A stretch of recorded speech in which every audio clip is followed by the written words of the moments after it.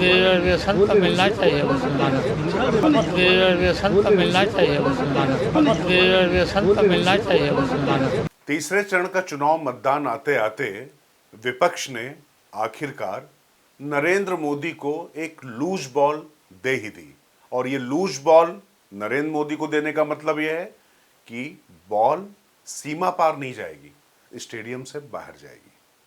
और ये मैं कोई अपने मन से नहीं कह रहा हूं, पुराने तमाम उद्धरण ऐसे भरे पड़े हैं कि एक गलती विपक्ष को ऐसी भारी पड़ती है कि उसके बाद नरेंद्र मोदी उस मुद्दे पर ऐसा अपना मैजिक वांड चलाते हैं, मतलब जादुई छड़ी चलाते हैं कि विपक्ष के लिए फिर बच पाना बड़ा मुश्किल होता है। नमस्कार, मैं हूं राजकिशोर। बुलंद भारत टीवी पर जब मैं आपसे ये बात कह रहा हूं तो जरा कुछ बयानों पर गौर फरमाइए। हो सकता है कि भारतीय जनता पार्टी के अंदर से वो उत्साह आपको नजर ना आ रहा हो सकता है कि टिकटों के वितरण को लेकर जो प्रश्न उठ रहे हैं उससे कार्यकर्ताओं में निराशा के भाव की बातें सामने आ रही हो, लेकिन विपक्ष ने जैसे कसम खा के रखी है कि नरेंद्र मोदी को कमजोर नहीं होने देना है। रिजर्वेशन तो मिलना चाहिए मुसलमानों को। रिजर्वेशन तो मिलना चाहिए मुसलमानों को। रिजर्वेशन तो मिलना चाहिए मुसलमानों को। नरेंद्र मोदी की जो छवि है उनके हिंदुत्व के प्रखर और मुखर चेहरे की, उसके साथ सबका विकास की जब वो बात करते हैं, लेकिन नींव निश्चित तौर पर राष्ट्रीयता, राष्ट्रवाद और हिंदुत्व वो मोदी की सबसे बड़ी मजबूती है। और क्या किया, पहले राहुल गांधी, फिर उसके बाद मल्लिकार्जुन खड़गे और तमाम लोगों के बयान के बाद लालू प्रसाद यादव आरजेडी सुप्रीमो ने तो अपनी बिहार की सियासत साधी। लेकिन इस मुस्लिम परस्त राजनीति में वो भारतीय जनता पार्टी के शिखर पुरुष को एक ऐसा मौका देकर चले गए कि उसके बाद नरेंद्र मोदी ने विपक्ष को पूरी तरीके से नेस्तनाबूद करने के लिए पूरी अपनी मशीनरी खोल दी है। कैसे? साथियों, कांग्रेस तो चुप है, लेकिन आज इनके एक बड़े साथी ने इंडी गठबंधन के इरादों पर मुहर लगा दी। उन्होंने कहा, ऐसे हाथ पछाड़ के बोल रहे हैं, मुसलमानों को आरक्षण मिलना चाहिए। और सिर्फ आरक्षण नहीं मिलना चाहिए, वो कहते हैं कि पूरा का पूरा आरक्षण मुसलमानों को मिलना चाहिए। इसका मतलब क्या हुआ?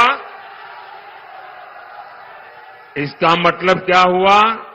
यानी एससी, एसटी, ओबीसी समाज को जितना आरक्षण मिला है वो छीनकर ये लोग पूरा का पूरा आरक्षण मुसलमानों को देना चाहते हैं। मुसलमानों को पूरा आरक्षण होना चाहिए, लालू प्रसाद यादव का ये बयान आ गया। उसके बाद नरेंद्र मोदी ने बिना देर लगाए उन्होंने एससी, एसटी, ओबीसी इनका कैसे हक खाने की कोशिश की जा रही है, ये बात वो लगातार प्रतिपादित कर रहे थे, स्थापित कर रहे थे। अब उस पर उन्होंने लालू प्रसाद यादव के बयान के बाद मुहर लगा दी।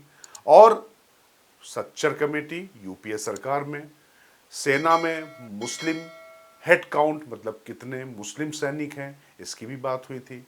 तो जो मुस्लिम आरक्षण की जो बात भारतीय जनता पार्टी लगातार कह रही थी कि संविधान जो बाबा साहब अंबेडकर का है उसके खिलाफ जाकर कांग्रेस और इंडिया गठबंधन के लोग काम कर रहे हैं। वो इंडिया नहीं बोलते, वो इंडी गठबंधन बोलते हैं। और भारतीय जनता पार्टी पर आरोप लगा रहा था विपक्ष के 400 पार उनको इसलिए चाहिए क्योंकि वो भारत के संविधान को बदल देना चाहते हैं। और ये संविधान बदलने का ही नैरेटिव ऐसा विपक्ष की तरफ से चल रहा था, लग रहा था कि ये मुद्दा कम से कम विमर्श का तो विषय बना हुआ है। वोट कितना जमीन पर इससे पड़ेगा अलग बात है, लेकिन जिस तरीके से हिंदुओं में जातीय विभाजन की जो बात हो रही थी, लगातार विपक्ष के जितने नेता हैं वो एससी, एसटी, ओबीसी के खिलाफ, आरक्षण उनका खत्म करने के खिलाफ, कभी आरएसएस प्रमुख मोहन भागवत का बयान, कभी भारतीय जनता पार्टी के तमाम दूसरे नेताओं के बयान, इस पर बातें कर रहे थे।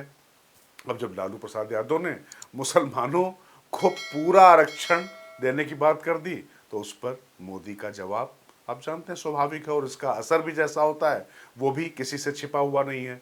और लालू प्रसाद यादव से पहले राहुल गांधी खुद जिस तरीके से पहले वो जो अमीर गरीब की जो खाई कम करने के लिए जो उन्होंने समानता का जो फार्मूला दिया था कि जो अमीरों की जो संपत्ति है उससे थोड़ा लेकर गरीबों को दे दिया जाए, उसको लेकर एक विवाद और उसको लेकर विषाद भी पैदा ही हो चुका है।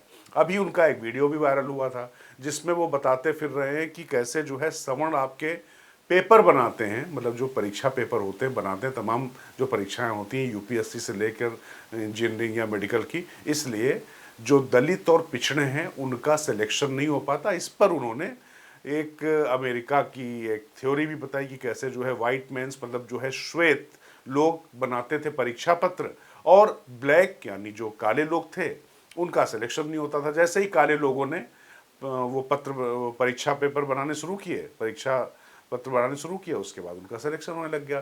तो इस तरीके से वो हिंदुओं में खास तौर से, चूंकि भाजपा को सूट करता है कि लोग हिंदुत्व की तरफ जाएं, हिंदू तो जितना प्रखर होता है भारतीय जनता पार्टी उतना ही उसको फायदा मिलता है, चूंकि वो हिंदुत्व की पुरोधा पार्टी मानी जाती है। और नरेंद्र मोदी लगातार उसके सबसे बड़े चेहरे बने हुए थे।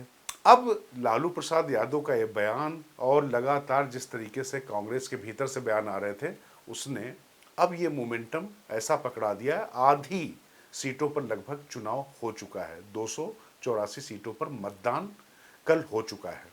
अब उसके बाद शेष सीटें जो बची हुई हैं उसमें यह भी आप मानकर चलिए कि उत्तर प्रदेश और बिहार का जो बड़ा हिस्सा है उसी में आना है, जो आगे वाले 4 चरण हैं।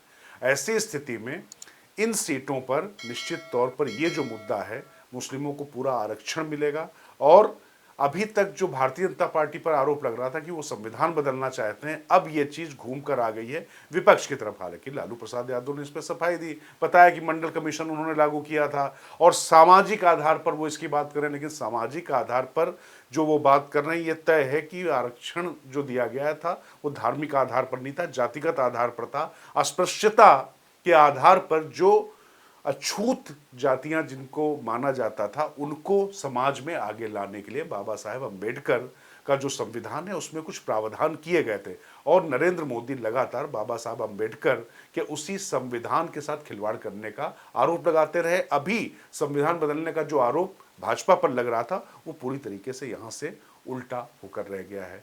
अब ये देखना दिलचस्प होगा कि कौन अपने पत्ते किस तरीके से चलता है। लेकिन जो बात मैं कह रहा था कि कैसे नरेंद्र मोदी को ज़्यादा मजबूत विपक्षी अपनी बयानबाजी से कर रहे हैं, और आप मानकर चलिए कि लालू प्रसाद यादव ने जिस तरीके से बिहार में अपनी सियासत साधने के लिए कि मुस्लिम वोट नीतीश की तरफ बिल्कुल न जाए, ये उन्होंने शिकूफा छेड़ दिया। लेकिन दूसरी जो अन्य जातियां हैं, जो पिछड़ी, अन्य पिछड़ी या दलित या जो एसटी अनुसूचित जनजाति है, उनके बीच में भारतीय जनता पार्टी को ये बात और बताने का जोर से मौका दे दिया है कि देखिए कि अगर इनकी सरकार आती है तो आपका आरक्षण, आपका हिस्सा छीनकर उधर दे दिया जाएगा। और ये बात प्रधानमंत्री पहले ही कह चुके हैं जब उन्होंने मुसलमान और मंगलसूत्र की बात की थी। अब ये उसी का पार्ट 2 हो जाएगा और निश्चित तौर पर ये नरेंद्र मोदी के सामने इस खेल में टिक पाना विपक्ष के लिए, कम से कम जो पुराने जो अनुभव हैं, मौत के सौदागर से लेकर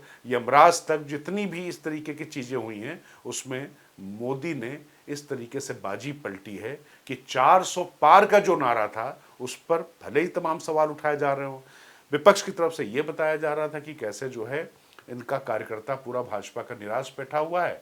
अब जब ये मुद्दा आ गया है तो वैसे भी मोदी सिर्फ कार्यकर्ताओं के भरोसे नहीं, सीधे व्यक्तिगत जो जनता है उससे संवाद करने में माहिर हैं। गुजरात का वो मॉडल यहाँ पर भी लागू हुआ है, लेकिन निश्चित तौर पर भारतीय जनता पार्टी की सबसे बड़ी ताकत उसके कार्यकर्ता हैं, जो पेज कमेटी यानी पन्ना प्रमुख घर से एक एक वोट खींच कर लाते हैं। वो अगर थोड़ा आप रिलक्टेंट होते हैं तो इस मुद्दे पर आप मानकर चलिए कि जो खासतौर से दलित, पिछड़ा या जो अन्य पिछड़ा या अनुसूचित जनजाति के लोग हैं, उनके बीच में ये मुद्दा भारतीय जनता पार्टी पूरी तरीके से मतने वाली है। हालांकि ये चुनाव तीसरे चरण का जब खत्म हो रहा था तब ये मुद्दा ज़्यादा उठा है, लेकिन अन्य चरणों के लिए अब मान कर चलिए कि ये मुद्दा, इनका संविधान, उनका संविधान, कौन संविधान बदलने जा रहा है, संविधान संशोधन किसने किए, ये सारी चीज़ें बताई जाएंगी। और अब ये मुद्दा मुस्लिम आरक्षण का प्रमुख बिंदु बनने जा रहा है आगे वाले चरणों में। तो मैं राजकिशोर, मुझे दीजिए अभी आज्ञा, और कमेंट बॉक्स पर जरूर बताएं कि आपको ये हमारी रिपोर्ट कैसी लगी, ताकि हम अपने आप को और परिमार्जित कर सकें। तो मुझे दीजिए आज्ञा। बुलंद भारत टीवी, ताकत आपकी।